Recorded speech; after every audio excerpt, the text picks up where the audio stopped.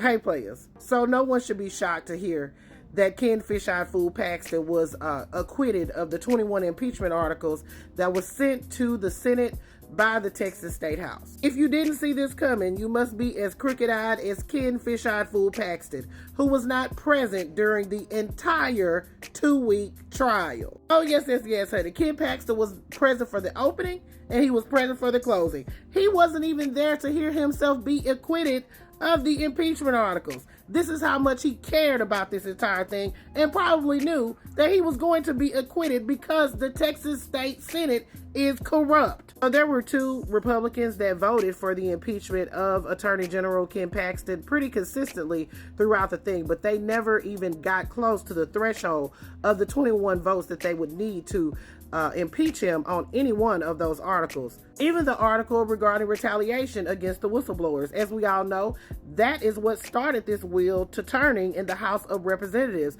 Although Ken Paxton has been accused of a plethora of things, this is what started it when he came to them and asked them to pay $3.3 million in settlement money to the whistleblowers who had alleged that he fired them in retaliation to them going to the FBI. Some of them even testified during the impeachment trial, and in my opinion, they were very credible. One of them even began to sob a bit when he talked about the fact that Ken Fish-Eyed Fool Paxton had deemed him as a rogue employee. And this was allegedly done because they had went to the FBI regarding the allegations of corruption with Nate Paul. There was absolutely no way they could explain away why Attorney General Ken Paxton was doing all of these things for Nate Paul. One man. It made no sense. Even went so far as to appoint a special counsel. This appointment did not go through the proper channels.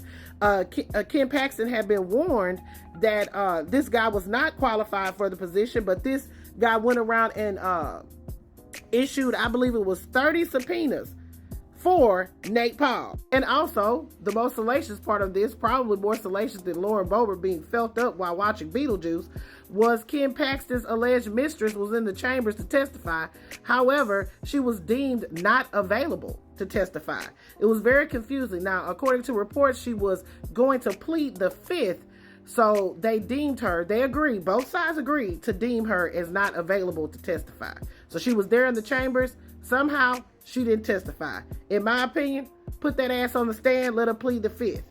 So today, they voted to acquit Ken Paxton of the 21 articles of impeachment. Now, after it was over, Lieutenant Governor Dan Patrick, who was the presiding judge over the case, decided to scold the House of Representatives for how these articles of impeachment were presented. He goes on to say that they did not follow the rules, and if they had done it the correct way, they may not have been at this impeachment trial. He wants an accounting of all the money that was used to investigate Fish-Eyed Fool Ken Paxton. He also wants to change the rules. He wants to make it to where if a person is accused of things that go so far as of impeachment during the investigation, if there are witnesses, the person accused is allowed to come and cross-examine those witnesses with an attorney. And he also does not want that person to be removed from their position pending the impeachment trial. So it's over. Fish-Eyed Fool Paxton will return to work effective immediately. It's going to be very interesting to see how this affects the House of Representatives. It's also going to be very interesting to see how this will affect those couple of senators that voted in favor of the impeachment on several articles. We'll see what happens. Y'all put y'all thoughts in the comments. Let me know what you're thinking about Texas politics.